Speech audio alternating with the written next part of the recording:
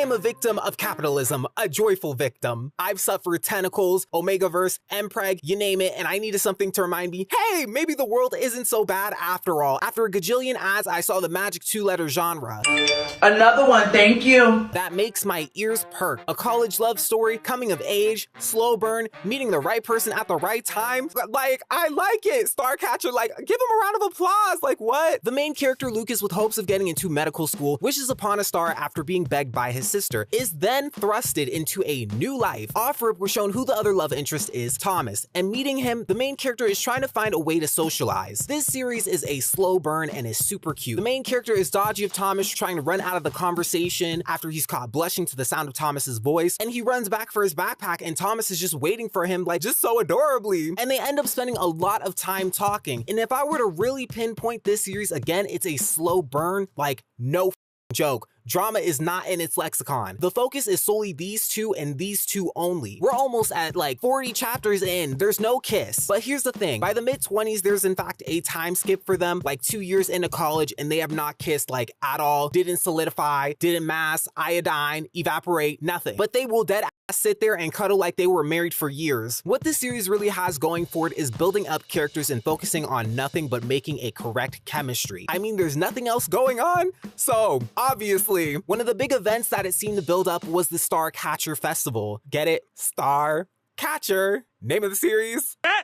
He said it! He said it! And it was such an adorable moment, showcasing their dynamics and their inability to make a move on each other. Can I say the conversations are realistic? Absolutely. One of the things I can definitely compliment it on. However, the waiting, I'm sorry, me personally, I will f***ing lose it. I'm sorry, neither of them thought, hey, stars coming down, this person's gonna open their eyes to get a beautiful visual and no one's gonna kiss each other? Really? It's actually endearing how neither of them can make a move. However, there are brief mentions of life-taking. There are cuts on Lucas's arm. Even in the description of the story, it's mentioned Lucas tried to take his own life, but the real focus is to get you, the reader, to understand these two characters and how their relationship develops. They go on dates, but not dates, they study, it's the college experience. They're both extremely awkward, and honestly, it's an easy ride that would have you kick your feet. They're learning about each other and they're learning about themselves. Lucas's character within himself is like an awkward bundle of joy, like a dear friend that you may have picked apples with in another life. He struggles to get his words out, but is really just an 18-year-old. He's really in his head, and so is Thomas, and that's what really makes their dynamic work. Although I was really surprised at how they never ended up together in a span of 2 years. It's almost more comedic rather than odd, and that's how the side characters treat it. His character is just made to really be considerate of Thomas's feelings. He does have a deep backstory, but it's not really touched much upon except for the conversation with Emily, and briefly mentioned when him and Thomas first met. I'm assuming that's happening later on, like to the Stars and Back, for example. The more darker themes are saved for later on, but he's a charming character that even in his worst moments with his twin sister, because he's being pushed too much for Thomas, it's still super sweet and super adorable at the end. But when it comes to Thomas, he as well is very super in his head, the more typically popular, sought-after, stereotypical one. He's praised at the beginning by other students for his attractiveness. He played sports and the team members like and try to confide in him, but he's still down to earth and willing to defend Lucas even in a moment of bullying. He's more progressive when it comes to making a move, but not too much. There's still an awkwardness about him too, but the way he's made to stare at Lucas is absolutely adorable. I love the nickname Sunshine. He's adorable, and he likes D&D too. But when it comes to the side characters, at this point of the story, there isn't much to go off. I mean, Maria is a supportive sister and pushy. I'm just glad she isn't made to be extremely